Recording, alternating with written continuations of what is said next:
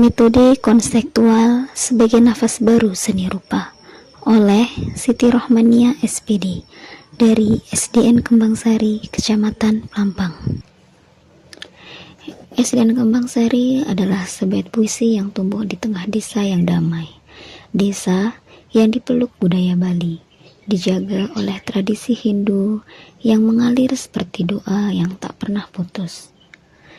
Di antara gemerisik daun dan harum dupa yang menari di udara, sekolah ini berdiri sebagai pura kecil ilmu, tempat pengetahuan mengaturkan sembah pada kebijaksanaan. Anak-anak datang dengan tawa yang jernih seperti aliran sungai. Guru-guru menyambut dengan hati yang hangat, dan setiap ruang belajar menjadi kanvas tempat karakter dipahat dengan sabar. Di sini, tradisi bukan sekedar cerita, melainkan nafas yang menghidupkan hari-hari.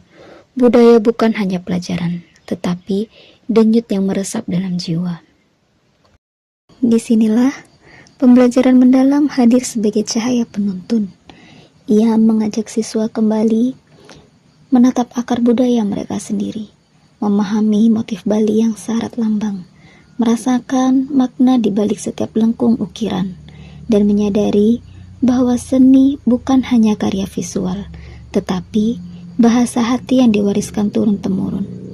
Pendekatan ini mengubah proses belajar menjadi perjalanan yang menyentuh identitas, membuat siswa bukan hanya belajar tentang ragam hias, tetapi mengenali diri, keluarga, dan tanah kelahirannya. Dengan pembelajaran mendalam, setiap goresan yang mereka buat menjadi jembatan antara tradisi dan kreativitas. Siswa diajak menganalisis, menafsirkan, berdialog dengan makna, lalu mencipta kembali motif yang tidak hanya indah secara estetika. Saya pun mengajak mereka untuk membuat suatu percobaan dengan membuat motif menggunakan asam basah. Di sudut ruang kelas yang sederhana, tangan-tangan kecil itu mulai bercerita, bukan dengan kata, melainkan dengan warna yang perlahan lahir dari bahan-bahan yang begitu dekat dengan keseharian mereka. Kunyit yang biasanya menghangatkan dapur, deterjen yang setia membersihkan, dan cuka yang tajam aromanya, semuanya kini berubah peran menjadi sahabat dalam penciptaan. Dengan penuh rasa ingin tahu, mereka mencelupkan cotton bud ke dalam larutan berwarna keemasan.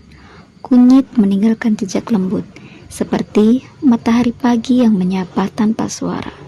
Lalu, tetes demi tetes cuka dan sentuhan deterjen mengubah segalanya. Warna bergeser, memudar, bahkan menampakkan kejutan yang tak terduga. Di sanalah tawa kecil pecah, mata berbinar, seolah mereka menemukan keajaiban di balik hal-hal sederhana. Tak ada alat mewah, tak ada bahan istimewa. Namun, justru dari keterbatasan itulah lahir kreativitas yang jujur. Setiap helai kain menjadi kanvas cerita. Setiap pola adalah jejak keberanian untuk mencoba. Mereka tidak sekadar belajar tentang asam dan basa, tetapi juga tentang kemungkinan bahwa dari yang sederhana, keindahan bisa tercipta.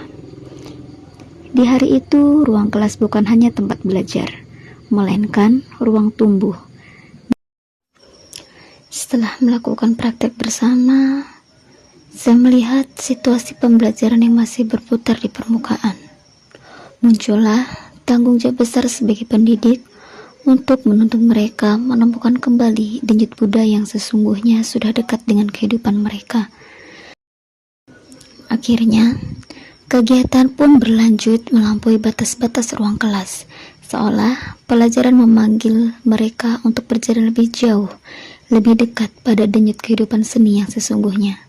Pada hari itu, saya mengajak anak-anak mengunjungi seorang pengrajin seni ukir, sebuah perjalanan kecil yang menyimpan makna besar, sebagai jembatan antara apa yang mereka pelajari dan dunia nyata yang menghidupi pembelajaran itu. Langkah-langkah kecil mereka terasa penuh semangat. Di sepanjang perjalanan, rasa ingin tahu tumbuh seperti benih yang siap disemai.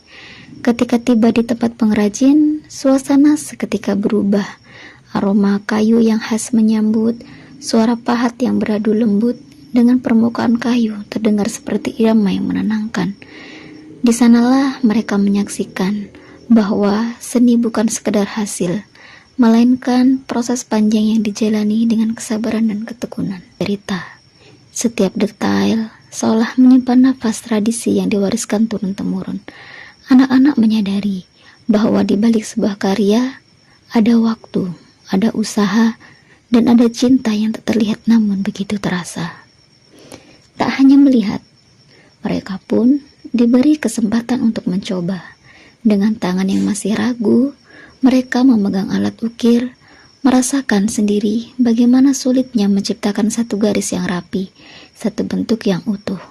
Disitulah mereka belajar tentang arti kesabaran, bahwa keindahan tidak hadir secara instan, melainkan tumbuh dari proses yang terus diulang dan diperbaiki. Percakapan hangat pun terjalin. Anak-anak bertanya dengan polos, pengrajin menjawab dengan penuh kebijaksanaan. Dari dialog sederhana itu terselip nilai-nilai kehidupan tentang menjaga warisan budaya, tentang mencintai pekerjaan, dan tentang kebanggaan menjadi bagian dari tradisi yang hidup. Pembelajaran yang semula hadir dalam buku dan kelas kini menjelma nyata di hadapan mereka. Perlahan, mereka mulai menghubungkan pengalaman itu dengan apa yang telah mereka lakukan sebelumnya di kelas. Dari membatik dengan bahan sederhana, hingga menyaksikan seni ukir yang penuh ketelitian. Mereka memahami bahwa setiap karya, sekecil apapun itu, adalah bentuk ekspresi dan usaha manusia untuk menciptakan makna, bahwa kreativitas tidak selalu lahir dari kelimpahan, tetapi justru sering tumbuh dari kesederhanaan. Dan pada akhirnya, perjalanan itu menjadikan pembelajaran lebih dari sekadar kegiatan. Menjadi sebuah pengalaman yang hidup, yang menyentuh hati, yang mengakar dalam ingatan. Sebuah proses yang tidak hanya mengajarkan keterampilan, tetapi juga menanamkan makna bahwa belajar adalah tentang merasakan, mengalami, dan menemukan hubungan antara diri, lingkungan, dan warisan budaya yang terus hidup di sekitar mereka.